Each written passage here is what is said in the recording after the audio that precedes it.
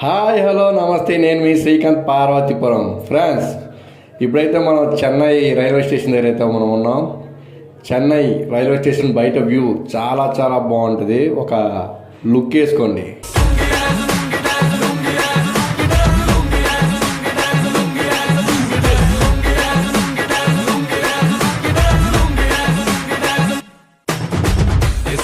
जब ये गाना बजेगा ऑन द फ्लोर आना पड़ेगा, लुंगी को उठाना पड़ेगा, स्टेप करके दिखाना पड़ेगा.